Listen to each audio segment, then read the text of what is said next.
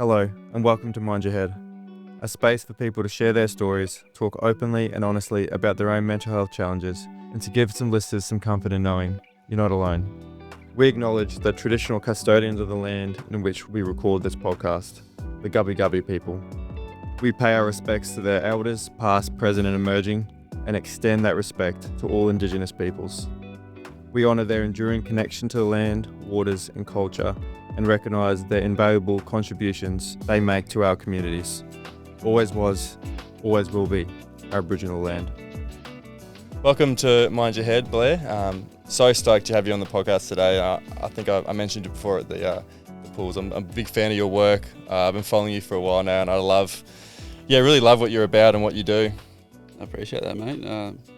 Look forward to chatting, and I appreciate being here. So keen to get dug in. And I think first off, I really like what you do. When a stranger sits down with you, you have a little note jar and you say, you can see they're a little bit flustered or a little bit anxious or nervous, and you say, hang on a second, before you start, just grab a note. So I'm going to do that with you today. Yep. So I've got... oh, look at you go. Here we go. So I've got my... Jordan, who you just met. Jordan wrote something like a sort of a favourite quote or something that she lives by. I got my mum and dad, and I got a couple of friends that have written stuff down. So this is for you, mate. Choose something out and give it a read. What we got here? Fear defeats more people than any other one thing in the world. Oh, I like that. Yeah, that hits. That hits? Yeah. I went straight to when I first started doing my chats, and I think I had the equipment bought for about a month before going down there, and I made every excuse under the sun not to go down there. I had it all ready to go. It was in my car all waiting to be set up, and, it was every excuse. Like work's going too late, the weather's not great, whatever it might have been. And then when I finally built up the courage to go down the first night, I saw everyone going along there was fucking hundreds of people going along this track here, and I was like, nah. No way. So I drove home that night, and I was like, can't do it. Like, just a fear of judgment. It was just like, there's going to be this everyone's going to be like, there's this tool just sitting here on a park bench in front of everyone, talking to himself on a camera and a tripod set up. Like, what? And I was like, nah, can't do it. So I drove home, and then as soon as I got home, it was like instant regret. I was like, that's not it. Like, you've been preparing for this. It's something you want to do. It's something different. Like, you need to go for it. And then I was like, all right, so tomorrow I'll go down. And I, got all ready and went down the next day, and then I set up, and then as I was still setting up, and I was still figuring out where to put my mics and where to put the setup and everything, because it was my first time, and granddad and a little granddaughter came and sat down, and she shared a little story about her catching a barrel out in the surf when they were up from Sydney, and from then it was just like a light switch moment. It was just like, fear of what? Fear of judgment. Everything that I was thinking in my head was 100 times worse than what. People were just curious. They were just interested. It's like, I haven't seen someone sitting at a park bench asking to talk to strangers before. So, like, this is cool. I like this. Yeah. Like, I'm going to have to, couple glances over and looks and be like, oh, this is cool. This is different, and keep walking. Whereas in my head, I was like, oh, like, they're going, oh, look at this idiot. Like, look at this tool. And I'm like, everything's just, like, amplified in your head. And then as soon as that first conversation started, and it was just human connection, it was just 2 people or 3 people, whatever it might have been, just chatting and just sharing that experience. With everything stripped back, it was just like this freedom. It was just like all that fear went away. Just instantly, it was just the fear of judgment had disappeared, and then coincidentally enough, there was like 6 or 7 people that night came and sat down and shared their stories, and it's the most I've ever had. On your first night? On my first night, and that was to me the universe's way of saying, hey, like, you're onto something here, you're doing something really good, like there's a space for this. And ever since, it's obviously been a hit, and brings me a lot as well. So what has been your relationship like with fear? I mean, for me, we spoke about it a little bit before, like playing rugby. I think fear held me back a lot in life. I think, I did achieve a lot playing rugby, but I still felt like I didn't achieve as much as I should have due to that fear of failure, or even the fear of success, and fearing my potential or what I could achieve in life. And then also, it affected me a lot outside of footy, because I knew that I was good at it, and I didn't want to try anything new, because 9 times out of 10 when you try something new, you're terrible at it. And that fear of being shit and judgment and ridicule really, really held me back in life. And even doing, like, starting this podcast a couple of years ago, I've never done this sort of stuff before, and I was like, what are my mates going to think? What are people going to think when I'm talking about sort of, mental health topics and being vulnerable? And then as soon as same with you, as soon as I did that first episode and then I sort of released it, the flooding of like comments and people messaging me, like strangers, but also friends that I've been with, friends for years, opening up to me about things that they've never spoken about, yet we're pretty close friends. And that just shifted my whole thing. And I think I had the same sort of feeling with you as when I finished it and done the first episode, I was like, this is the best feeling ever. I love this. What's your relationship like with fear? Was that the first moment that you felt like, oh yes, like I can let it go? Yep. Yeah, a few things I'll unpack there with you. Firstly being, it's this, like when you release it, and like whether it's mental health, anything you do in life, is the human brain internally, as ourselves, we want to focus on the negatives rather than positive. So you would have initially been like, if I release this and do this thing, everyone's going to be like, oh, pick up on something I messed up, or I didn't do great, or, I didn't look right, or I didn't sit right, or whatever it might have been that you approached it. In your head, you were just like, every negative you could have thought. It was just like, what this, what that. And then it's so little, we're like, what if it goes really well? What if, I don't have to have all the answers? What if I make mistakes and that's great? What if I learn from those things? What if I release this and everyone goes like, you did it. Like you started something, like it's not going to be great to start with, but that's going to develop and you're going to get better. And that's it. Just this weird relationship, especially with, we'll always find ways to highlight the positive things in other people. But when it comes to ourselves, we want to find all the negatives and the negative impacts of things that we're doing. And then that all, goes back into the fear of judgment. And there's like 3 parts there. It's like when been seen lately, I've been doing some research and looking at things, is when kids, they mimic their parents. And a lot of the time they won't fear things. Like I saw this video the other day, and it was this study, and they had all these like little toddlers, not sure how old they were, not very old at all, but they put these massive harmless snakes in there that had been trained with it. And these kids were just grabbing the snakes and lying on the snakes, and there was no perception of fear in that, because they didn't know what it was. They'd never been told. There was never this outside noise of what it should have been, or, society or their parents. And there's just this thing that kids mimic the behavior of their parents. So if a kid's younger and they fall over and trip, and the parents is like all worried and like, oh my God, like, and that's when the kids cry and stuff. But when like, the behaviors of their parents like mimic, oh, you're okay, you're tough, you're strong, take a deep breath, we're good. They're like, oh, like I'm good, like I'm sweet. And then I think from all that is you learn from the environments, and you are a byproduct of your environment, obviously, but you move on to that.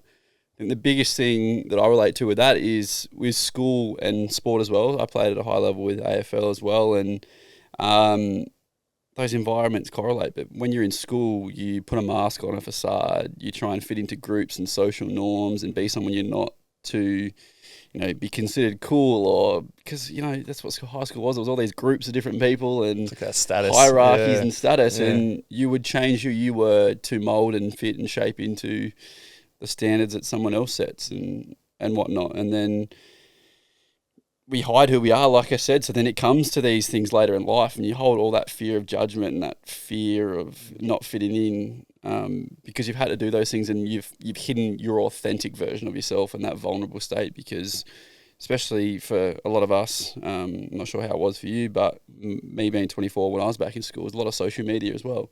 And a lot of plays into that. You might get a video taken or something happen, or you try and express yourself in a vulnerable state, and then kids are kids and bullying and everything like that, is it all gets shared around, or people say something, then people laugh at you like you see in the movies, whatever that might be. And then going a step further too with football is, like you said, it's everyone's there to play football or play a sport. They're there for a common goal, but often we hide who we are based to fit in with the higher up people in the team, or trying to hold spots with selection, and it all interlopes with each other. But fear of judgment is a hard thing, because you're exposing your vulnerable and authentic self. And the one thing I've learned is that's your superpower.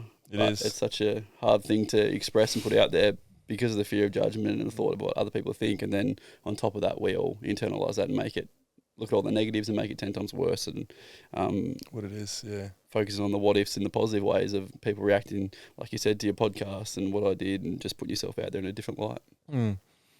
There was no social media when I was at school.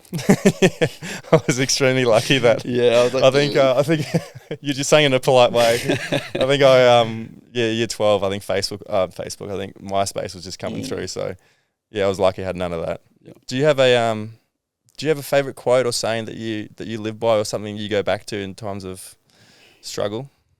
I like a few, like, you know, it can be a shit day but not a shit life and stuff like that. And I've got some longer story forms and whatnot, but we'll come back to that question when I can think of it. But Yeah, we'll come back to it. A mind blank with that one at the That's minute. all right. But yeah, it's one I hear a lot and I ask a lot. Yeah. It's something I need to put more time into. But I definitely live by a lot of things I hear, but to narrow it down to different things. Yeah. I think the one that I've really latched onto the last couple of years is life is coming from you, not at you.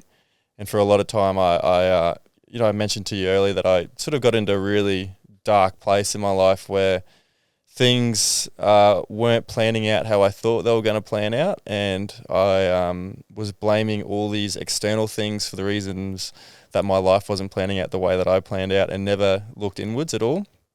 Always blamed everyone, thought I didn't have control of what I could control, and that quote there just really affirms home to me that, you know, if you look at it two ways, like your perception of reality is your reality. So how you perceive life is how you're going to see it. And for so many years, I was like this victim, and it just held me back so much in life where I just thought everything was happening to me. Everything has happened to me. I didn't realize that everything was actually happening for me. All the injuries, all the setbacks, and all the negatives, all the failures that I perceived as bad were actually like putting me in a new direction that was actually going to be beneficial to me in the future. But in the short term, I was just like fighting it. I kept fighting it.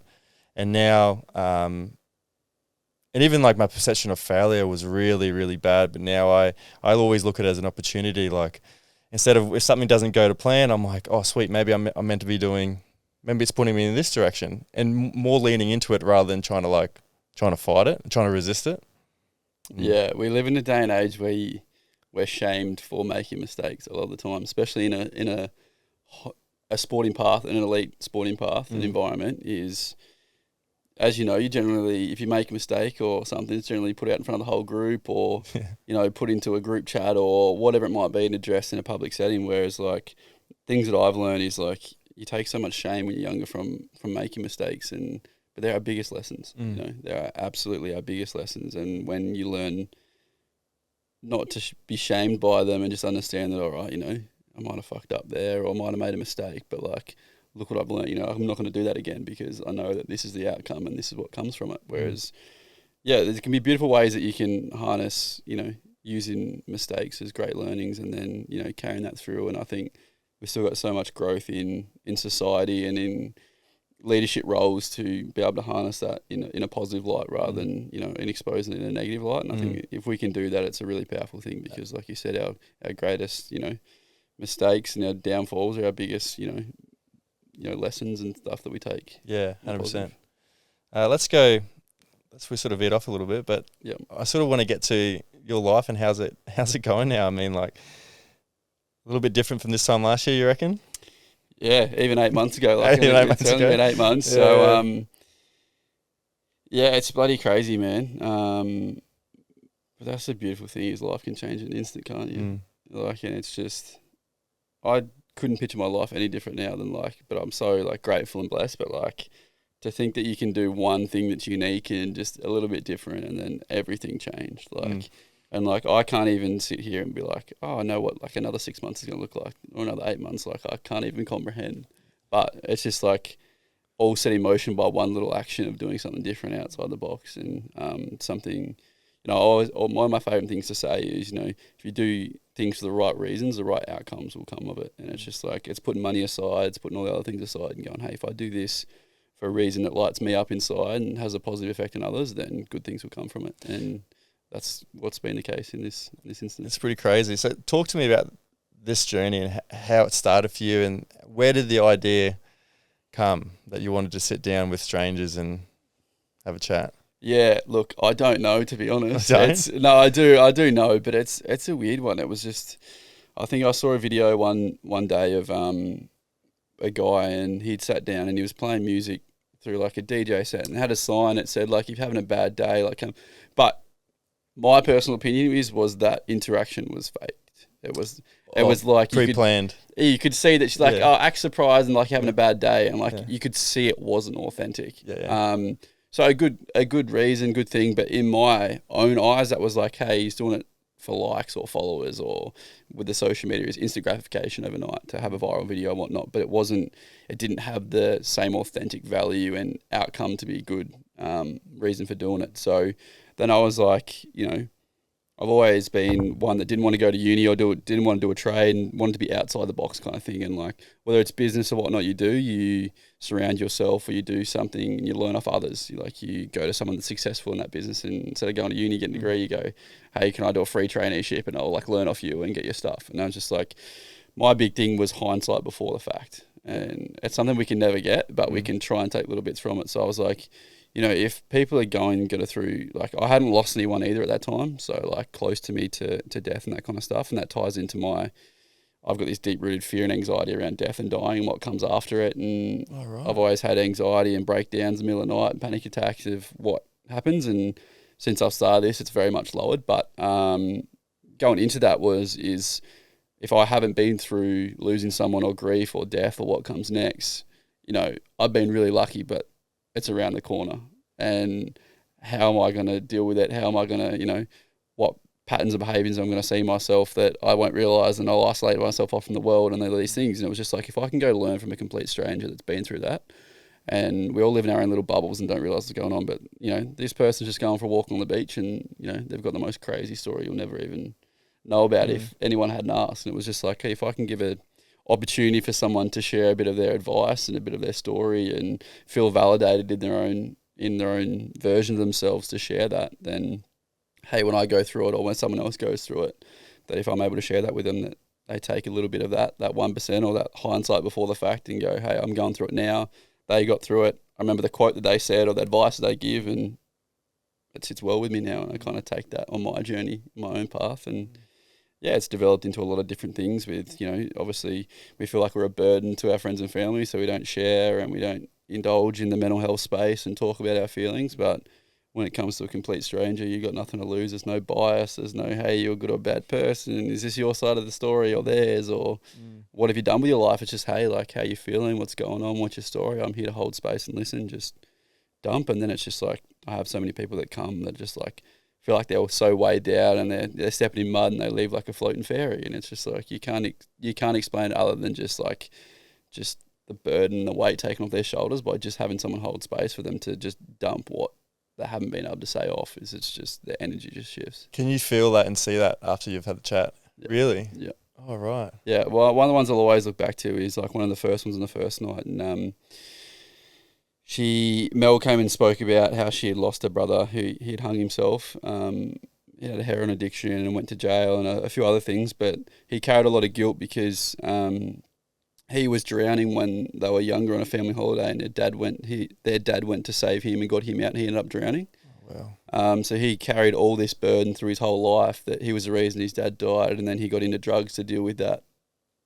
Back then there wasn't, there's a lot of stigma around mental health, so the easiest route out was to turn to drugs and do that, and that ended up with him in jail, and then he ended up hanging himself. And she spoke about her mental health journey and what she'd been through and how she wishes that he was still here, and she spoke about that. And yeah, she'd walk past the path and she was like so standoffish. She was like, there was some part of her somewhere going like, go sit down, like you need this, but everything in her own body was telling, hey, don't go over there, don't go. She was so far off the track, and she's like, oh, like, how long do you need? Oh, what's this for? Like, what do I have to do? And just tipping like, the toes in a little bit. Yeah, but like something deep in her was like, you need to go share your story, whatever it might have been. You need to just sit down. And then I was just like, it's just about talking to strangers and sharing their experience with maybe losing someone or something like that. And she goes, oh, it's like, it's really fitting that you said that, because like I've got this story, and she shared that, and like she was like so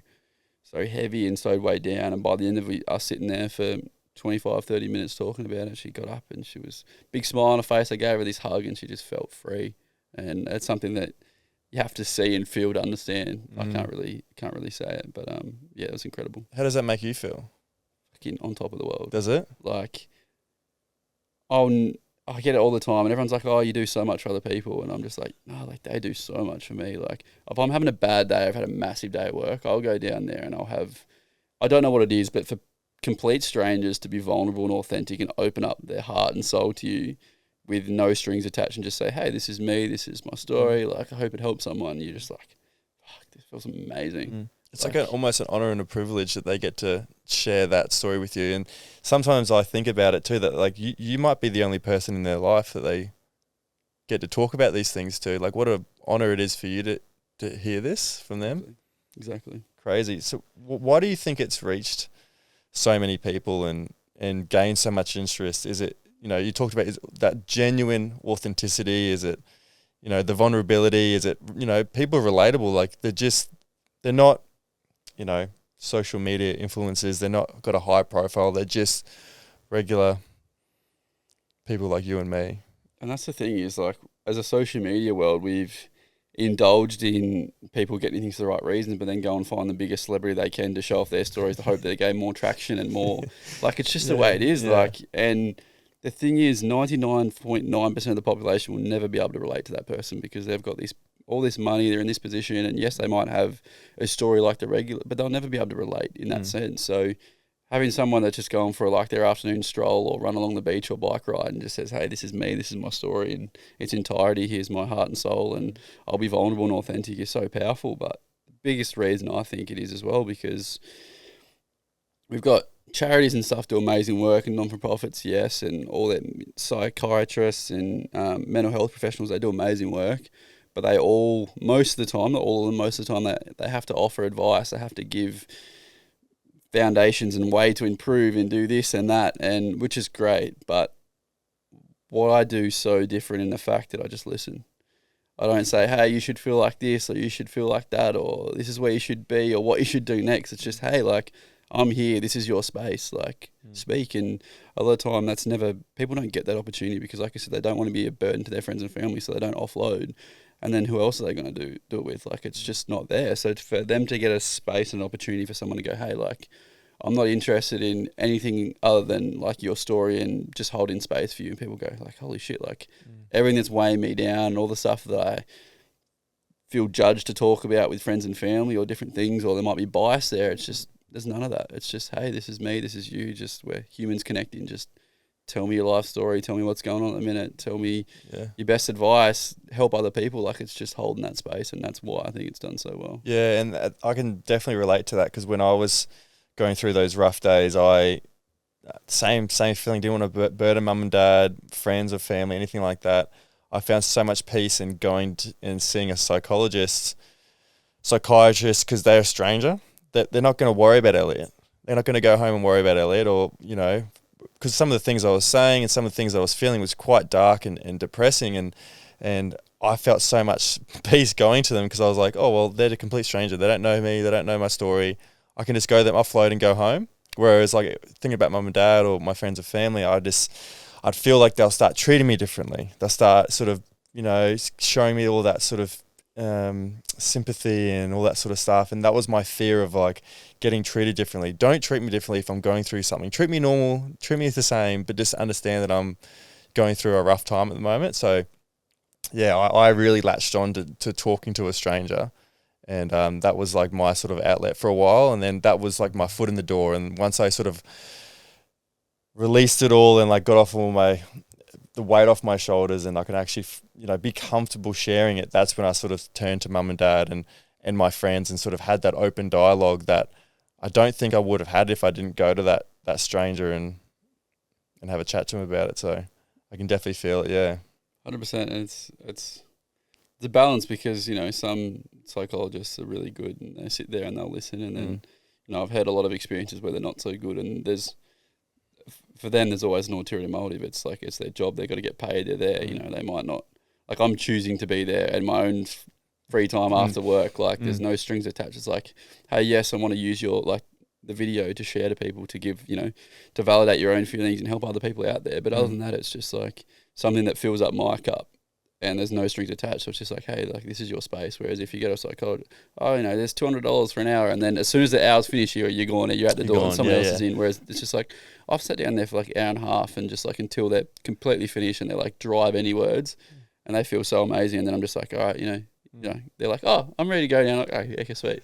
Like there's no like rushing people. There's no saying, hey, like you're on a clock or anything. Like you're holding other people up from sitting down. Like you've got to leave now. There's none of that. It's just like, hey, like this is your space. Like use it how you want and say what you want. Have you always been a good listener? What makes a good listener? Because it's more complicated sometimes, or it could be more simple. But I think a lot of people get it wrong. How to be a good listener. Two biggest things I will say is eye contact is huge. Yeah.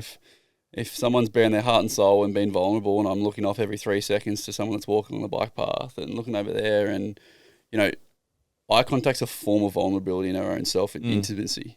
So as soon as when we're uncomfortable or we don't think we can hold something, we look away. We're like, oh, like I'm over here now, like so then I can take myself out of the situation. Then I'll come back momentarily, and then I'll go out again.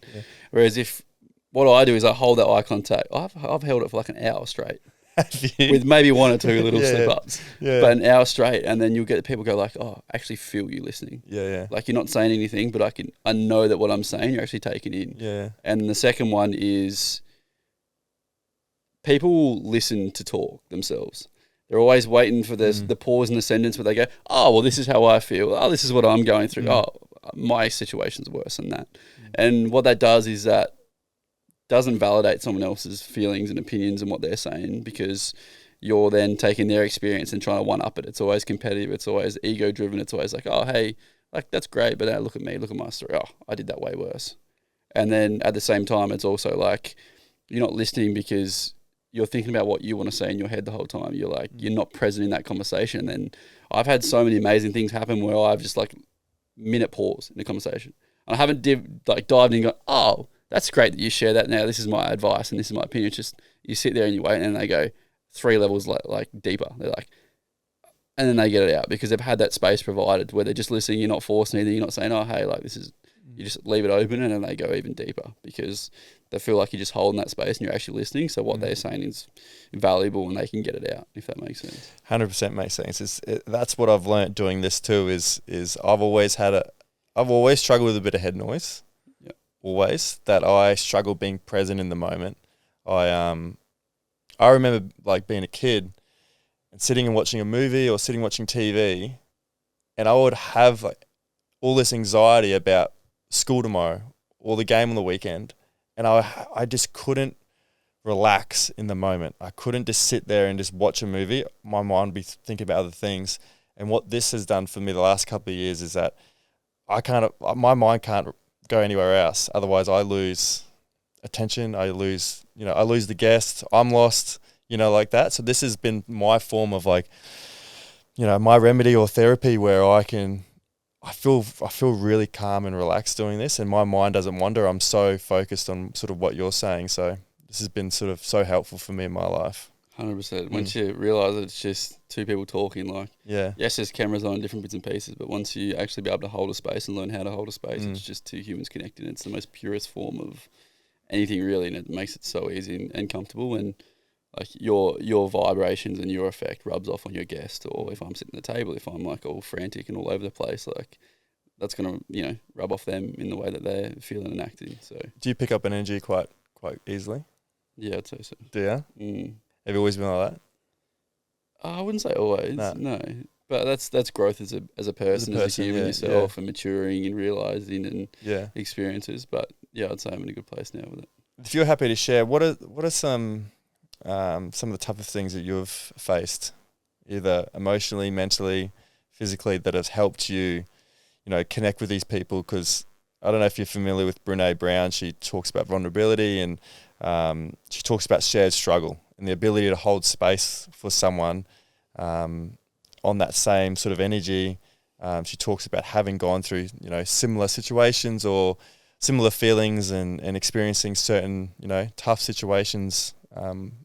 What have you gone through, if you're happy to share? Yeah. So For me, a couple of things that stand out is, as you know yourself, with an elite sporting background, is I grew up playing AFL at a high level, a lot of sport at a high level, and then I looked to get drafted to play AFL, and I call it it's like footy depression. Honestly, it's like I just isolated to footy because that was the source of where it was coming from. But growing up, not knowing my passion or what I wanted to do, and because I was so good at football, everything got poured into that one cup. I didn't have an identity away from football. Everything was attached to football.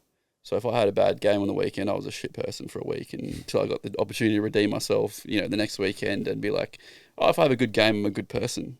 And if I have a shit game, I'm a bad person. And everyone's going to be looking at me going, oh, they're a shit person. Or did you see your stats on the weekend? Like everything was attached to that. And I found out in my journey with football that everywhere and everything I was doing was based off football. It was like, why are you in Queensland? Why are you in Adelaide? Why are you doing this job? And I was like, oh, because, I'm trying to get drafted. I'm doing it because of football, but I was never doing it for Blair. And it was this concept that I didn't have an identity away from football. There was no Blair. There was just Blair, the AFL footballer.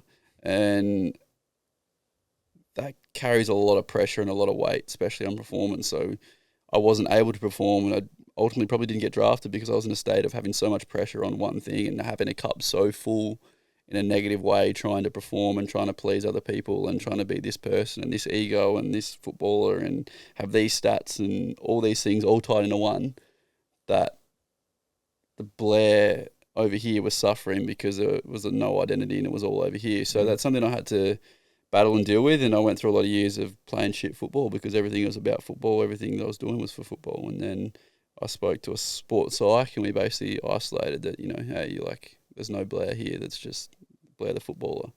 And then I started to shift around priorities in life and what mattered to me the most. And I started to, one of the first ones was Bottle Top's, my clothing brand that I had for a little bit. That I started during COVID. That was it was all made from recycled plastic bottles, and it was all about the environment. And for me, I've got this, anxiety and fear around death, which has probably been the hardest thing I've had to deal with. It flows into everything else and is a reason I do a lot of things and why I am the way I am, is that, if I can impact others and leave behind something or have positive change and impact on people, then it would fill up this cup of this constant, what's the purpose of life? Why do you live if we're just going to die? If I can't leave behind a legacy, or I wasn't bigger than myself, or whatever that might look like, then did I really live a worthy life, or did it matter that I was even here? And that's the thing that I struggle with a lot, and I've got a lot better since doing these chats and having this life that's going down this path, but it's just this constant battle of what's life? Why do we get all these incredible... And I think it's because I've got this high in life. I love life. I love people. I love interactions. I love so much about life that it's just this constant struggle deep down in my own head that one day, it all gets taken away, whether, and it's a fear of unknown. We don't know what we leave behind. We don't know what happens after death. No one dies and comes back and be like, oh, this is what happens. And it's beautiful that so many people have got religions and different ways they look at life and what happens and reincarnation, all these things. But I suppose for me, I'm still working out my path of what I think happens and what's next. So it's this constant battle of trying to, be okay with the unknown, and instead of filling up and feeding that cup of depression, anxiety around dying, it's like, all right, I can impact others, I can hold space, I can share experiences, I can go around the world and travel and experience, and then, hopefully, I've impacted enough people's lives and I've made a difference that when's all said and done, that, I was a good human and I had an impact, and people will, remember me in that sense. And then, I flow on the effect of that is the biggest gift anyone you can do in life, in my personal opinion, is have kids and leave half of you and half of someone else. That's your legacy. You make a better version of yourself and you give them all the tools to live, and that's how you live on in this world, is you pass it down through people and your values and morals and your personality, and then they're an enhanced version of that. So my whole life's this constant battle of trying to even the playing field with that depression and the anxiety and the fear of death to get the most out of life, impact as many people as I can. And whether it was, doing the bottle tops and trying to the eco-friendly and work with charities, to then, where I am with Through Strangers' Eyes and impacting people and sharing shared experiences and whatnot, is it all flows into why I am the way I am, and I suppose that being my why to life. And being present and just having shared experiences and having an impact. Are you better at being kind to yourself and putting less pressure on yourself? I don't think any of us are any good at that, are we? You know, we're all trying. I'm definitely better than I was when I was playing footy. Like, sure. Everything that you said resonated so well with me because I lived and died by my last performance. So if we won a game, we all won a game. But if we lost a game, Ellie lost the game. You know, I would always blame myself for the loss, but never give myself credit for the win. It was just like, it was just a roller coaster. You know, roller coaster of like, worthless, we won, all good. Sweet, I'm top of the world. And I went back, I actually saw a sports psychic as well, and it went back to not putting my identity through the wins and losses and the games on a Saturday or Sunday. It was putting, holding value to my intentions through the week. So, you know, if I'm big on preparation. So if I know in myself that I've done all the preparation during the week, you know, recovery, eating well, train well, did all those things, all the mindfulness, mindset stuff that it was sort of coming in later to when I was sort of playing. Whatever happens on a Saturday, happens on a Saturday. And, you know, and that really, really helped me because when we'd lose, because obviously you lose in sport, that I would look back and go, nah, well, I ticked all these boxes during the week. I'm happy for what happened, who I was during that week. We'll just try to get better next week. And I wish I had that mindset, like, you know, that was sort of later when I was sort of 28, 29. I wish I had that mindset at 21. It would be interesting to see how I would have developed as a footy player. But, I mean, that's hindsight that we talked about. It's constant hindsight before the fact, isn't it? Yeah. It's just like, that's why these spaces and these rooms and shared experiences and conversations are so powerful, because if you can take, you know, even if it's 1% of someone else's journey that they've been in your same shoes, that it holds you in good stead for, you know, might make you second guess a certain situation or a certain decision. And yeah, like completely going off what you were saying, it was this full shift in priorities in life. It's I'd found purpose and value outside of football. In the time, it was the clothing brand, and being excited about that and going, all right, there could be a path here for me and a passion outside of football and getting drafted, because that's all I knew and that's all I had drawn dinosaurs on my exams at school because, you know, it was going to play football. It was, you know, that's what I was doing. So it was just like, did the same. Get to it. You're just like, everything was in one cup because you were so young and so immature, and so, you know, it was just tunnel vision on football. There was no who's Blair, the person kind of thing. So once I was able to shift my priorities away from football, then, you know, even this year I look at how I'm in such an incredible place as a human being and as Blair, with, you know, now with my partner, with Through Strangers' Eyes, with stuff away from football, that, like I said, football is 2 hours on a weekend and I really enjoy it, win, loss or draw, and it doesn't define who I am as a person. Yeah, it's just this beautiful hindsight and growth to just go to the fact that, hey, like, where I'm in a really good place away from football, that I can enjoy football and actually enjoy it. It's not my identity is not based on football. So if we have a shit game, and then going back to what you were saying before, is just like, in losses you would, like we were saying earlier, in losses you would identify the negatives and enhance them even bigger. It was just like, we lost, it was my fault, I did this. And then even in the wins, you would still, it's interesting because even in the wins I find it funny, even in myself, when we won, I would justify that I played better than I did because we won and it was a positive outcome. Like, I could have had a shit game, be like, oh, I did these things well and I did that and we won. But if that was the same situation flipped and we'd lost, it would have been like I was picking out all those things, being like, no, this is why we lost, this is why we're shit. And it's just this weird contrast of negatives and then the positives, and then turning positives and negatives and positives, like this loop. And it's just like, yeah, but no, I'm definitely in a better place of handling and being a human before sport and having that identity as Blair. You mentioned before that, talking about, you know, being a father and having kids, is that something you're really looking forward to? Yeah, 100%. Oh, really? Yeah. Yeah. Like the old phrase, I can't wait to be a father. Yes, I can wait. I've got some amazing things I want to do before I've got kids and travel and do amazing things with my partner. But I cannot wait to. And like, I've always been so excited at the fact that, you know, men share their experiences, like seeing their daughter or their son for the first time, and like, you've never known a love like that. Like, it just changes your world. And weirdly enough, this is probably something a girl would probably say, but I've had like the name picked out for my baby for like 10 years. Where's my phone? I've got 10 baby names in my phone. already chosen. Yeah. I've always had one since I was about like 16. I'm like, that's good. I'm going to have a daughter and her name's going to be Willow. And if my wife doesn't find that, I'll get a new wife. If she doesn't like it, it was just like, we'll have more kids, she can name them. I just want my Willow. And I don't know, it's just been these things of, one, I've always wanted to be a girl dad and have that experience. And then, it'd be lovely to have a boy as well. But just in general, just be a father and be able to continually grow as a person, as a human. And then, like I said, we can all leave a legacy outside of ourselves in the form of work or passions and stuff. But I think a powerful thing is having a mini you and them having the values and the things that you've taken your whole life to grow and to prosper into them, and then watch them do life and have your youth again through living through their experiences. Yeah, I'm very lucky that I've got a lot of my friends have kids. And it's funny, like I'll go around to their house and it'll be after work and they're all stressed out, they're all tired, they're all looking like they haven't had any sleep. And I'll go to them, like, how's it all going? And they genuinely mean this. They go, this is the best life ever. And you can see that they're tired, you can see that they're stressed, but them playing with their kids lights them up. He goes, honestly, the bad days, you have a bad day at work, you walk straight through the door, the kids come up to you and it's instantly a good day. It lights them up. And I get a little bit, I get a little bit jealous because me and Jordan don't have kids. We're looking to have kids next year. We've got a few more trips planned. Get them out of the way. Get them out of the way first. But it really hits home to us that like they look so happy and so fulfilled. And he's like, it's the greatest thing you'll ever do. Like, it's the hardest thing you'll ever do. I keep hearing that. It's the hardest thing you'll ever do, but it will be the best thing you'll ever do as well. So it's something that me and Jordan are really looking forward to.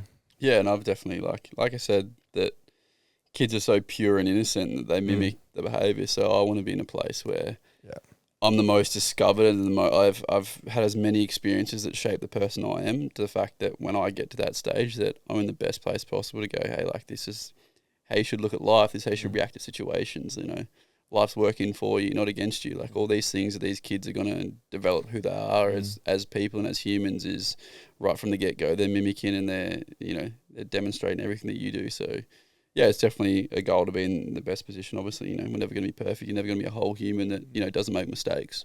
But like I said, then not associating shame with making mistakes and growing and learning and all these things. But yeah, exciting times for sure.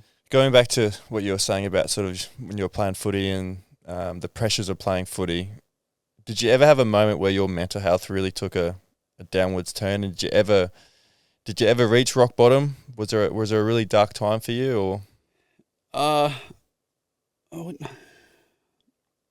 Yeah. I don't think I ever hit rock bottom, but it was this constant over a few years of just like dragging out, just not performing, just constant, like I said, feeling like a shit person every week and associating all my behaviour as a human and personality as a human with losses and wins and how I went on the weekend. And then, it was periods of time around the draft where, it was, whether it was situations or clubs that I was at, I just didn't really fit in as a human or didn't know what that looked like. So then, I was playing the best footy I had at like state level in under 18 championships and all that kind of stuff. And I was playing allies and representative and that kind of stuff. But then we're at different clubs, and then I was back playing development league football in the twos at a local club, and it just didn't make sense. And it was this constant battle with me too. Back then I had quite a large ego, especially coming from Tassie. You're from Tassie, are you? Okay. Yeah, so it would be a place where everyone would pump up your tyres and think the world of you in a really small state where everyone knows everything, and you felt like $1 million and the world was your oyster and you were the shit, And then at the same time, on the flip side of that, when shit went bad, because no one was, everyone would jump off the wagon real quick, and you were left, especially as a 16, 17, 18-year-old with not a lot of tools of life and how to hold yourself. Is the best people look back on my parents are always there, but at the same time I also disregarded everything they said because I thought I had all the answers, and I thought all the smoke that other people were pumping up my fucking tyres, that I was the man, that I knew everything, and they were telling me that when shit got bad, my parents had all the answers all along, and I disregarded what they said or didn't want to listen to it just based off that. But it was this constant battle of just trying to perform, not performing, and not being where I wanted to be, and then judging myself so harshly and being so mean to myself based off that, because whether it be stats or being a small state, everyone knew how they played on the weekend, or you had a shit game where you weren't performing, and it was this constant battle of trying to be someone that I wasn't for the wrong reasons. And Yeah, that was tough over a 2-3 year period to just not enjoying football at all and just still chasing getting drafted, but just absolutely hating going and play football every week just because. You're hating it. Oh, I mean, I loved it, but I Yeah, hated it because I just wasn't performing. I just didn't have the passion there because it had all been taken away, it all been stamped out, and it was just this football depression of just not being able to perform. So just piling on top of each other, and then this ultimate goal that I thought was my only purpose in life because it was my only identity.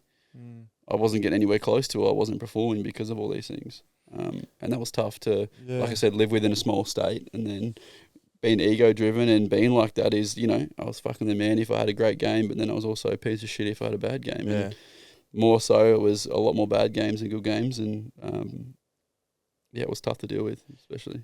You talked about your sort of internal struggle about, the fear of dying and fear of death and the afterlife and that sort of thing. I think one of my internal struggles that I had to sort of overcome and heal was not showing up as my authentic self. I think we talked about it earlier was, playing footy, you're trying to fit in and be cool. And, I wore a lot of masks. I was masking who I really was. And it got to a point where, later down the track, I didn't know what I liked. I didn't know what I didn't like. I didn't know anything about me. And it really put me in a downward spiral of like, who am I? Like, I don't know who I am,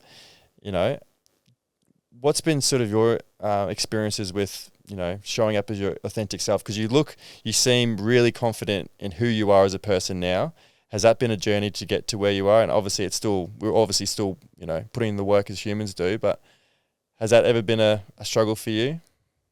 Yeah, huge. Massive, has it? Yeah, I mean, it's a struggle for everyone, but like even you go to some of my best mates and closest mates, even my partner, like I've been, she's the world to me, but like we've only been together for 4 or 5 months now, and like even the growth that she sees in that amount of time. But like I always, you got to give you credit to yourself and making mistakes and growing and being a human and doing all these things. But yeah, I don't know, the last 8 months, the power of talking to strangers and understanding perspective and what's important in life, and I could be worrying about the stupidest little shit that's keeping me up at night, and then I go and talk to a stranger and they go, hey, like I've lost my partner and we never recovered the body, and like it's just like I never got closure. All this stuff that you can't even imagine. Someone sits there and says that, you're just like, holy shit, like this shit's important. Like I could be doing something with my partner or anyone in life, and it could just end in an instant, or it could be taken away or whatnot, and that just kind of knocks on the door and wakes you the fuck up and go, hey, this is what's important, this is what life's about. Like,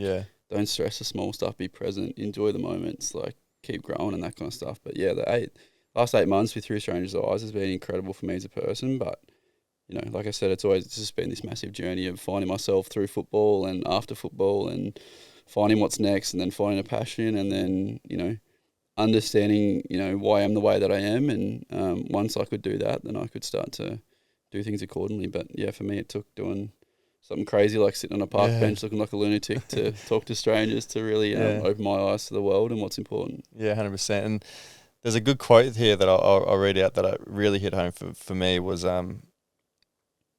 typically people's proudest moments are not easy things to do. No one's proud of the easy things to achieve. The irony is that we often want things to be easier, simpler, faster, and more accessible. But the things that make us the most proud, the most happy, the most fulfilled, and the most satisfied are actually things that take a long time, that take passion, perseverance, that take grit. What's your proudest moment?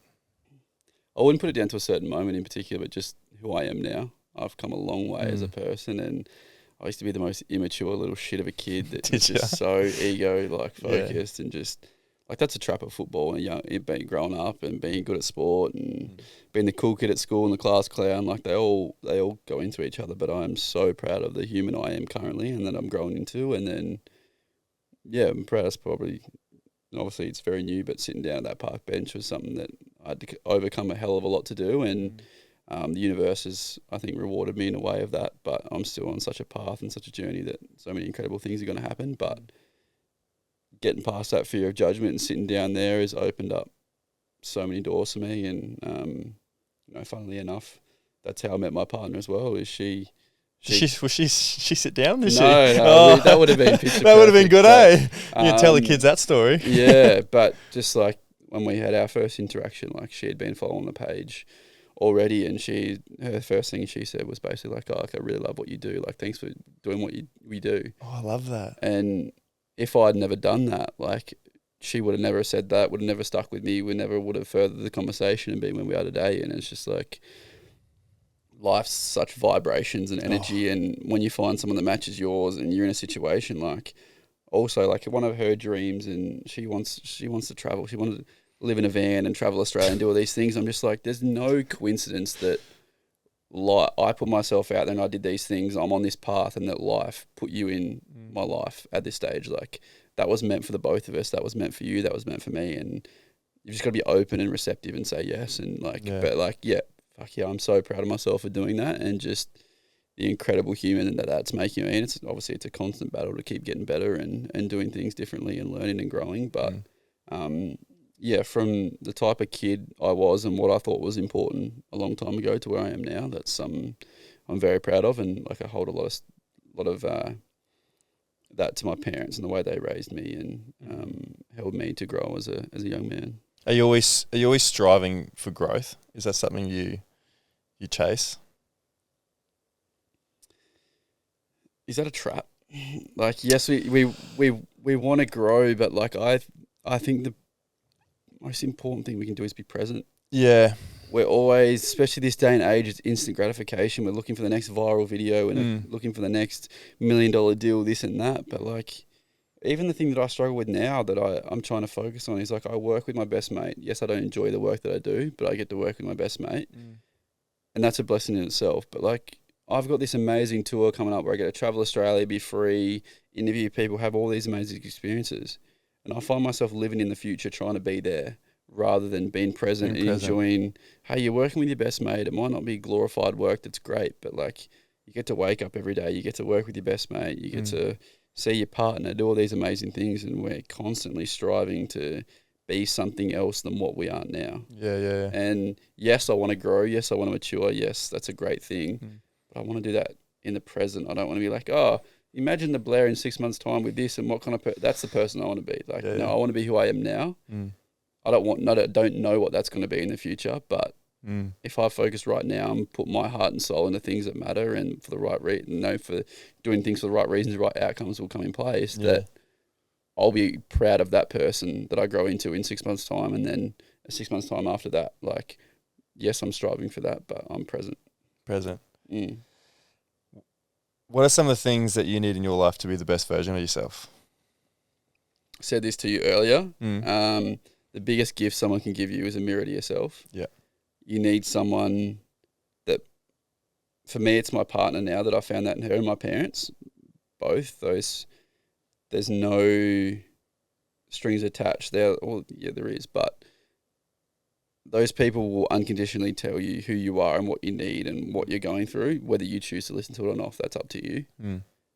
But they're the most purest forms as your partner and your parents or siblings and stuff. Is they're always going to be with you. They're there for the long run. If it's a partner for the long term or what it might be, but especially your parents and your friends and family, there's no conditions there. They will be in your life forever until, it's not the time, that passes. So they will always tell you what you need to hear, not what you want to hear.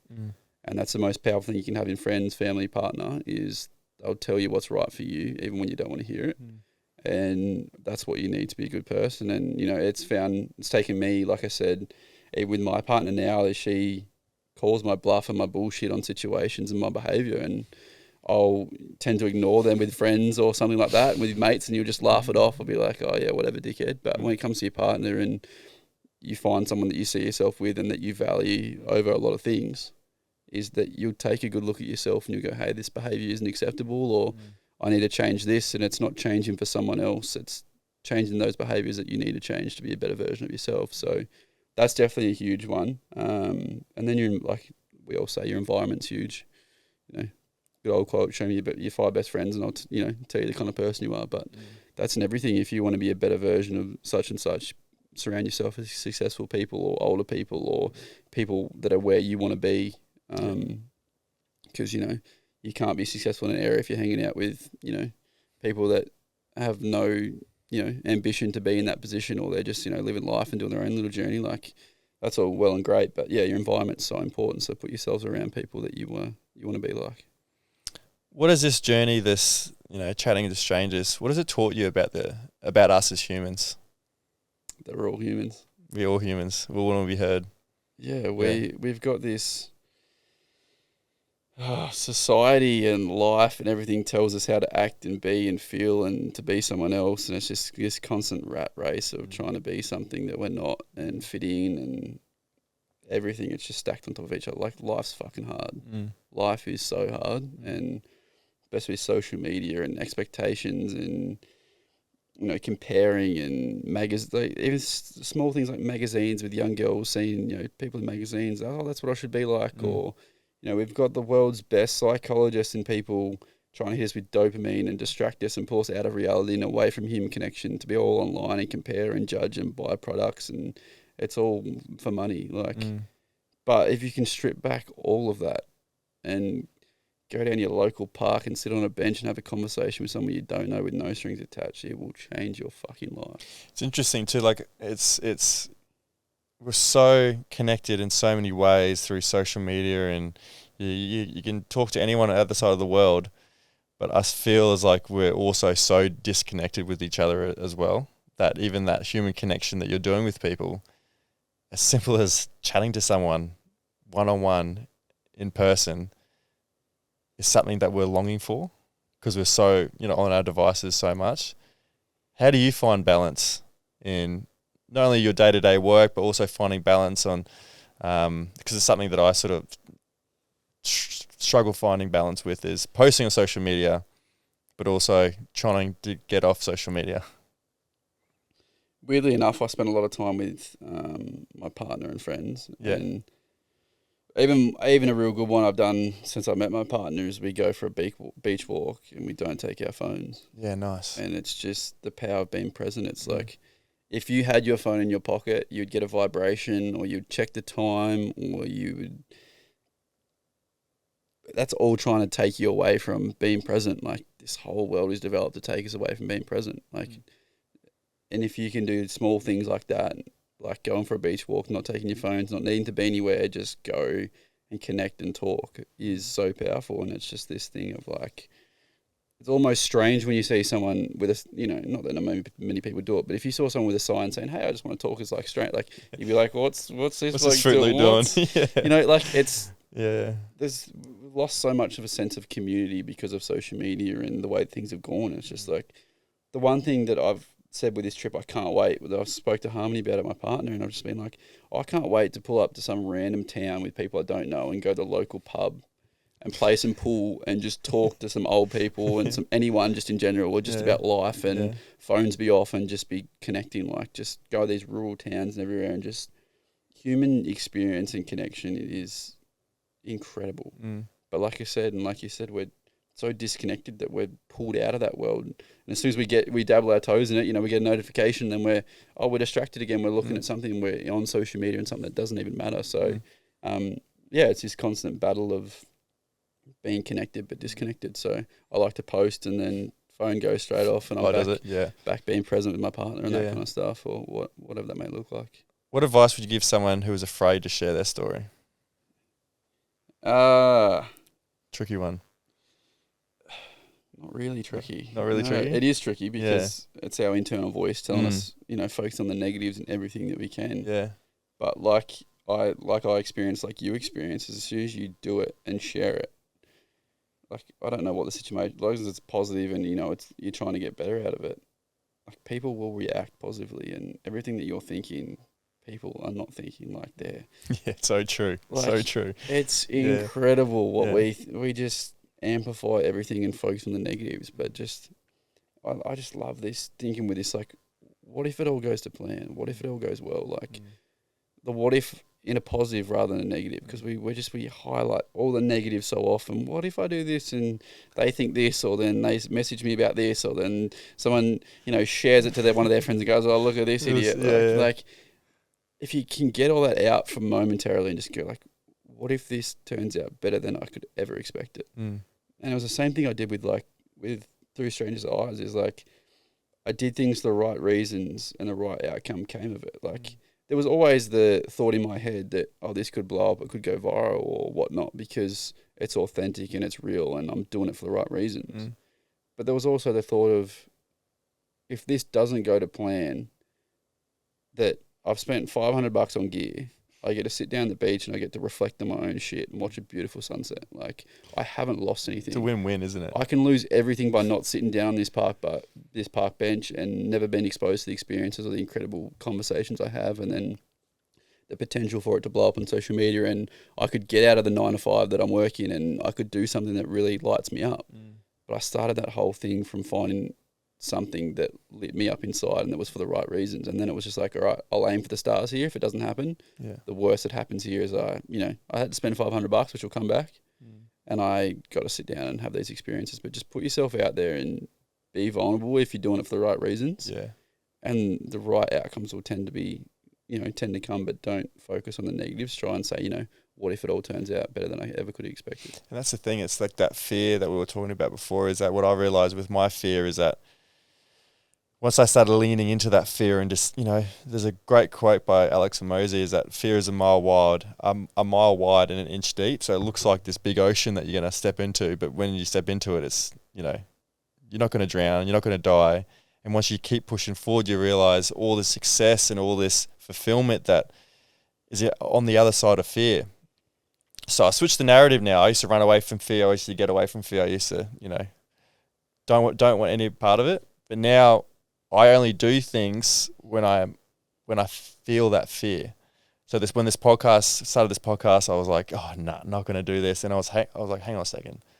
This is this fear that you keep running away from. How about you lean into it and see where it takes you? So now I've just switched that narrative now that I won't do anything now until I get that fear in my stomach and I'm like, oh, this is the sign. This is actually what I'm meant to be doing. And I kind of use it as an indicator now, which has helped me so much in my life. There's you did a really good post on your Instagram that I actually want to just quickly run through, if that's all right with you. It's your 10 steps, or your 10 lessons that you've learnt so far. Do you mind going through these quickly? We go for it. Is that all right? Yeah. So number 1, small steps are the biggest steps. Yep. Explain.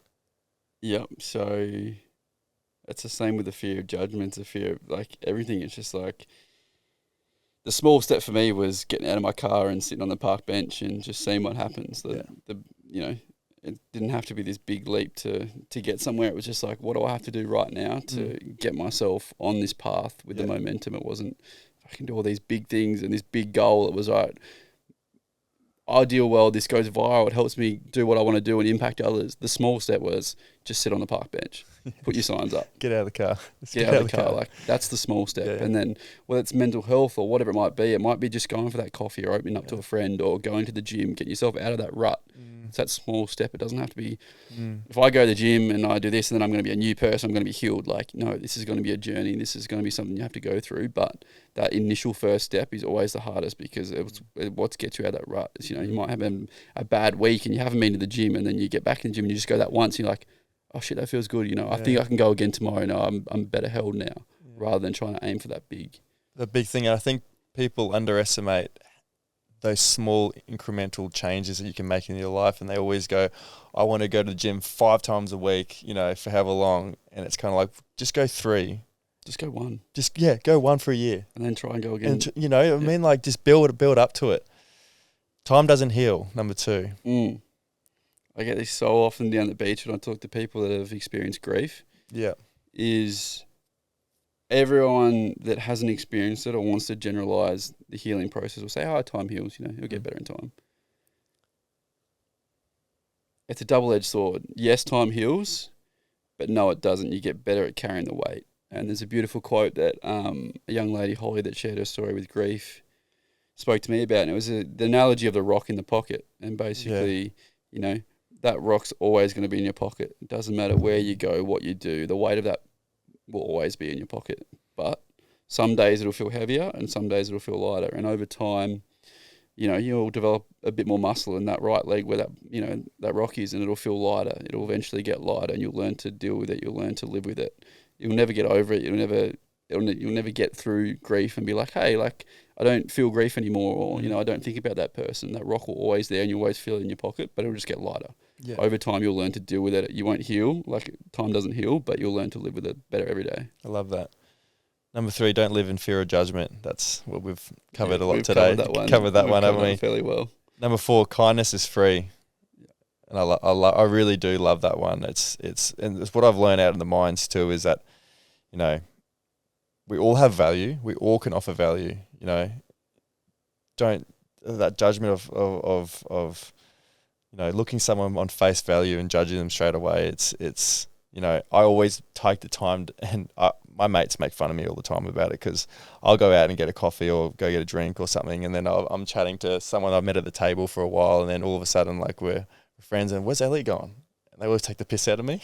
Yeah. But I love that. Like, everyone's got a story to tell, and that kindness is free. It's so easy. It's so easy to be a nice person. It's more effort to be a fuckwit, isn't it? Yeah, we've got more fuckwits these days than kind people. Yeah, exactly. But we're so consumed in our own life and this own bubble that just encaptures us, that we don't realise that, the actions of other people and the way they're feeling or the way they say things is generally a deflection of what they're going through. It's not actually, targeted at you, and it's just this thought, and this kindness is free. If, be kind before anything, because you don't know what someone else is going through, These people that come sit on my bench, you wouldn't look at them twice and go, they've just experienced losing someone, or their grandpa, or they've lost their brother in an accident. Like, you wouldn't say that. And then you might approach the situation, be rude or do something because you're having a shit day. And then that's a flow-on effect to them and how they're feeling. But if you just start the conversation or anything with just a bit of kindness and understanding that everyone's got their own shit going on, that, it's free and it's easy, and it can help a lot of people. And yeah, I love that. Yeah. Number 5, just listen. Talked about that. Yeah. How to be a good listener. Yeah. Just shut up and listen. Yeah, it's just having no ulterior motives or trying to say your own shit. Just hold some space, even 5 or 10 minutes. Just shut the fuck up and listen. Because that's what most people are looking for. They don't want to be told what to do. They just want to unload it, don't they? Just vent. Number 6, scary and uncomfortable is where we find the most growth. Yeah. Have you found that as well in your life? Yeah. Yeah. Well, perfect example is going down the park bench. It was all scary and uncomfortable. I didn't want to do it, and I put it off, and then I did it, and now my life's changed forever. Yeah. Simple as that. Like, it's as easy as that. But if you let that dictate and rule, like you said, with it being a mile wide and an inch deep, then you'll run away from anything that ever scares you, and you never get growth. Whereas if you just dip your toes in and go for it, you'll get that growth. Number 7, money isn't everything. Yeah. I had one that changed me down at the beach. It was a Father's Day set up down on Father's Day, and she spoke about how her father had lived his whole life working his ass off, sunset to sunrise, whatever it might have been, like 12 hours a day, and immigrated over here and had a beautiful family, and then got to the point where he was retiring and he got dementia, and now he can't experience anything that he's worked hard for in life. And we strive to have the car and the fancy house and work all these long hours to have money to rule and dictate our life, and we miss all the experiences and all the small things right in front of us that mean the most. That's more valuable than money will ever be. It's the moments and memories. So yeah, it was just this reminder, especially in that interview, that it's like, hey, like, you could work for 60 years and work yourself to the bone, and you can get to it and you go, I can finally relax now. And then something like dementia comes and takes your brain away from you, and then you've just lost, you spent all that time working and all that time living.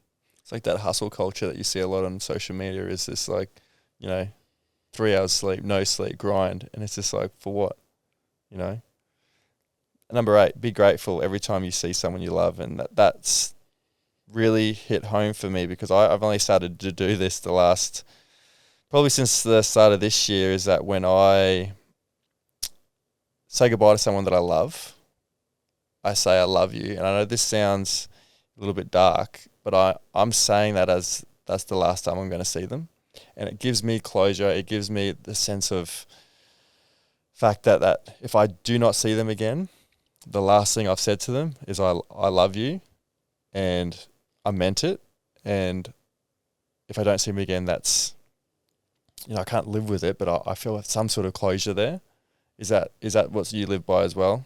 Yeah, these are a lot of these are lessons I've taken off other people from being at the beach and the stories I've had. But it's this thing that a lot of people will have a fight with someone that they love and that means the world to them, and then they'll end on a bad note, and then life being life is unfortunately people get taken away in an instant, and if that's the last thing that that person heard, they'll never hold it against you, but you'll have to live with that for the rest of your life, and it's just this it's just this cruel cycle, and it's just like if you can, like you said, if you can just say I love you before I leave, then it's powerful because life can be taken away so quickly. So quickly.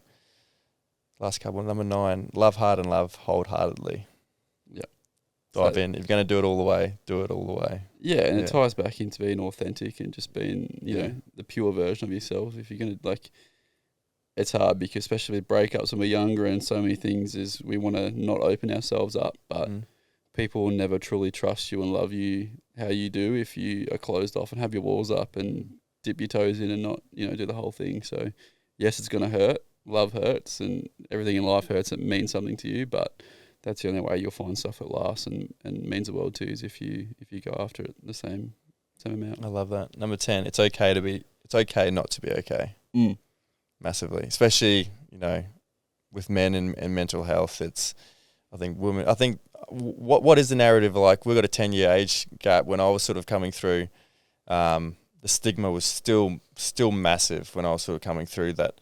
You know, I'm 34 now. My group of friends for the last 4 years we probably hit 30 that were all very, very comfortable talking about our struggles, which I love. I really, really love it. But in my early 20s, that was not around. Not even the footy culture was not around. What's it like? Yeah, I'd agree. It's getting better. It's always slowly getting better, but it's never enough. Like there's some stupid stat that we'll lose like 350 men before Christmas from now to suicide. It's frightening. It's terrible, and that all flows back into the stigma or feeling weak or not being able to talk and that kind of stuff. So it's just this understanding that it's okay not to be okay. Like, we're all human, we all experience these things. It's like, if we can find each other when we're not okay and just say, hey, like, I'm not doing okay, like, hey, I'm here for you, like, let's do this together, like, you're not a burden.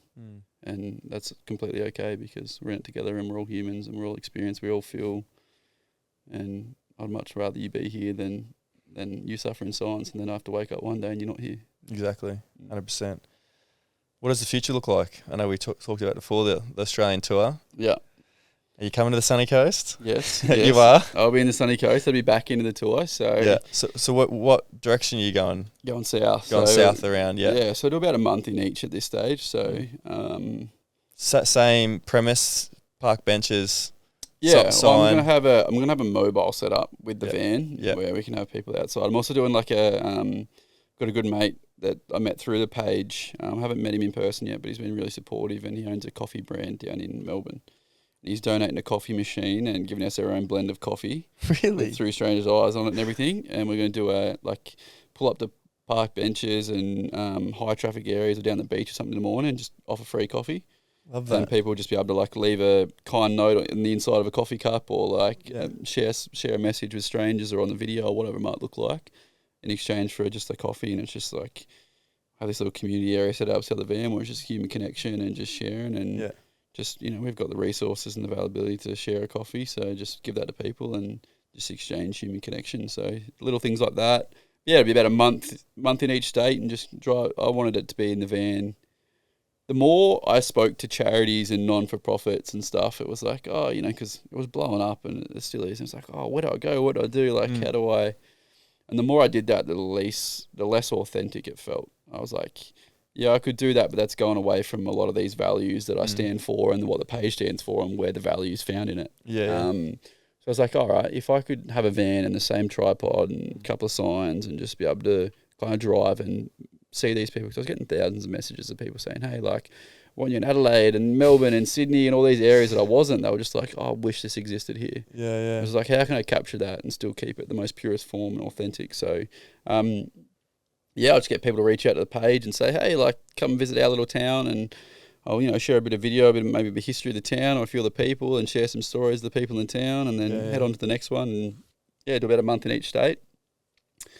And, head around all around Australia. So exciting. How good. Yeah, there was always, you know, in the best way for the page, it was always better to go through Sydney and Melbourne first with the more exposure to radio stations and news outlets and all that kind of stuff. And and people. So try and build off all that momentum to, you know, ultimately, like, the bigger the platform, the bigger the impact for me. It's not about the followers. It's nothing about that. But it's just like, if I've got 500,000 followers, that's, you know, a shitload more people that are seeing these videos, and they're potentially being impacted to them when they're going through a shit time in their life. So yeah, 100%. It's trying to get the momentum and just go around Oz, and then got a New Zealand tour lined up after Oz. So that'll be next on the tour. And like I spoke to you before, I got my partner's wedding in Italy, so might even take the signs and the tripod up there and sit on a few little park benches over there. But it's a beautiful thing. It's very universal, and it's just connecting between humans and sharing a bit of advice on life and a bit of story. So you can fortunately do that everywhere. So yeah, the big goal would be able to combine my love for travel and wanting to see all parts of the world to then being able to capture, like, it'd be a dream to go to places around the world where they've got small communities and remote communities where you can share their ways of life, and they're off grid, and they're going, you know, like, these are the things that are important in community. And like, I had a beautiful story the other day, and it was a guy that he'd gone traveling, and he said that, you know, they're in this village, and whenever a group, you know, a couple got married, that the whole village would build their house for them. So really? that was their, you know, I don't imagine it being a big brick house that we've got here, but their sense of community was, anytime someone got married, everyone would band together as a community to build them their house. That was their wedding present. How beautiful and then the next people that got married, those people that just got their house built, they would join in, they would all build their house. So just being able to share footage and insights and experiences from all around the world with different cultures, and be able to bring them back to people, and just say, hey, like, this is the 1% of, you know, like, you know, in Japan or somewhere, like, it's 1% of their culture or something they do out in this community that, you know, we could add into this, or we could, you know, start a community group or a charity doing this, or whatever it might look like. So I'm like, yeah, I'd love to travel after this and just keep experiencing and sharing and live through moments and memories. Well, I hope you know that you're doing that same thing with our community. You're doing that making that same impact. Some quick fire questions to finish off. You can answer these as quick or as long as you want. If you could go back to a time in your life, where would you go and why? I think I would go back to, not that I really remember it, but I think I'd love to experience going back to be a little kid again, and having no sense of expectations or right or wrong, or what was, you know, like, what was expected or judgment or anything, and just be able to live as a kid where there's no worries, there's no, like, adulthood is amazing and beautiful, but just to be able to go back then to just enjoy the purest form of life, where you're just running around in the street with other kids from the street, and just, like, no sense of time, no shoes, probably naked running around, just, like, there was no sense of what society shaped you or told you had to be. It was just, hey, like, completely free and at peace. Free and just live life, like, however you wanted to, with no right or wrong. Like, that would be beautiful, I think. That's a great answer. What do you look for in a friend?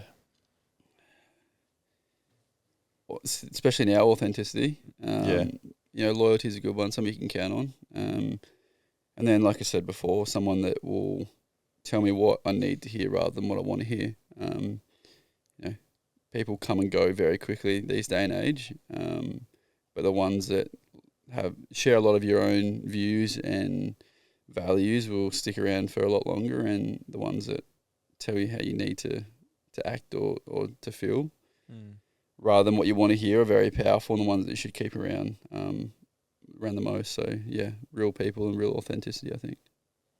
Best advice you've ever received? Ooh, I love saying this one. Is just like, it wouldn't be from a person, but it was from a movie, weirdly enough. But it was like, it's not that easy. It's not that easy. That's what it is. It's not, but it is. Yeah. And it's this constant battle that life and everything in social expectations in society wants to tell you that it's not that easy to go sit down on a park bench or to go do stuff that lights you the fuck up inside. Yeah. But the reality of it is it's that easy. If you just do the thing they said you couldn't do, it's literally that easy. And that's so powerful and freeing that, like, that's shaped with we're on a floating rock, and you're the tiniest little speck of nothingness that no one will ever, like, we go home and think that people are thinking about us, and like they saw us, screaming a song in the middle of Surfers Paradise, and they go, "Oh my God, could you see that guy? He was like so." No one cares. Yeah. Like in the nicest way possible, no one cares. So live life the way you want to do it. If someone says you can't do it, go do it. Like it's that easy. I love that. Last two. How have you defined success? I couple this up with what football was. Like success for me with football was always the wins. It was always the good stats. It was always the medals and the personal achievements. But the real success when I got to football not being a priority anymore was the people that I met along the way. It was the experience that I had. And it was like this constant, trying to get all these awards and trying to make AFL and do all these different things. But when I look back and get to the position where I am now, where football's not a thing, it's just like I've got so many beautiful people I can call upon, or I can message or talk to, and I can walk past them in 10 years and be like, oh, remember that, or remember this. It's just like life is experiences and shared experiences and moments, and it's just like that's success to me. Is just like is connecting with people and being someone that people want to connect with and that have got time for you. I think if you can invest in being a person that people want to be around, that's success. And then like I said, it's just living your life to the fullest and what matters to you and doing it for you, not someone else. I love that. Last one. Who or what inspires you?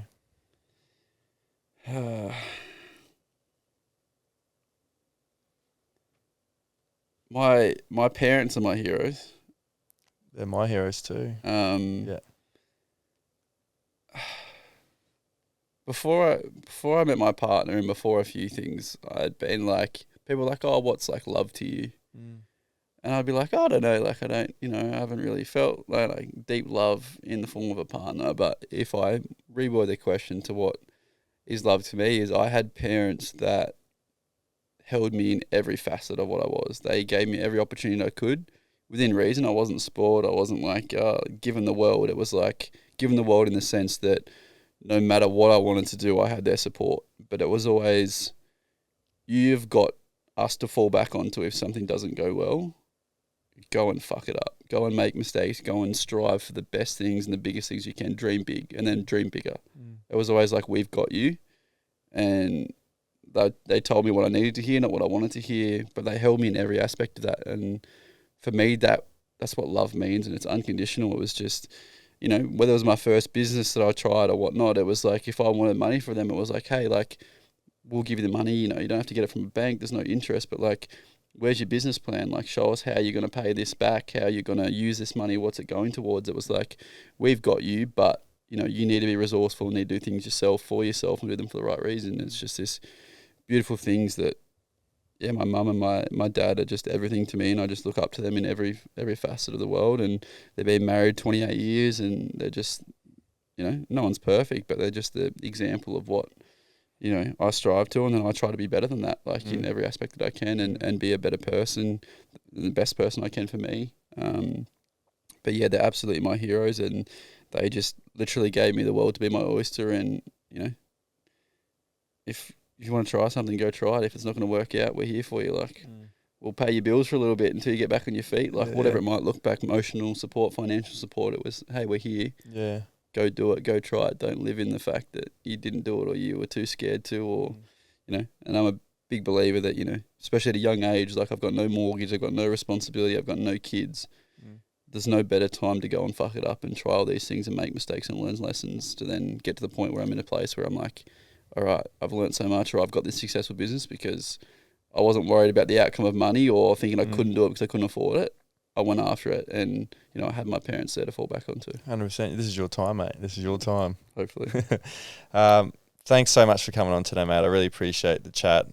I've absolutely loved it, and I'm super proud of you, mate, for everything that you've done, for the work that you're doing. Yeah, look on life. You're mature, way beyond your years. I wish I was emotionally as mature as you when I was 24. But again, mate, lovely to meet you. And I'll be looking forward to seeing Through Strangers' Eyes in the future. And hopefully you pop into the Sunny Coast, we can catch up.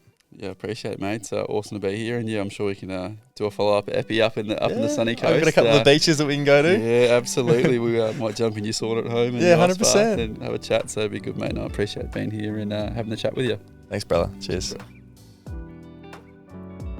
Thanks so much for listening to another episode of Mind Your Head. If you'd like to support the show, be sure to subscribe to us on Apple Podcasts, Spotify, YouTube, wherever you listen to your podcasts. It really supports the show and helps others discover us. Don't forget to join us on Instagram and TikTok at mindyourhead.podcast.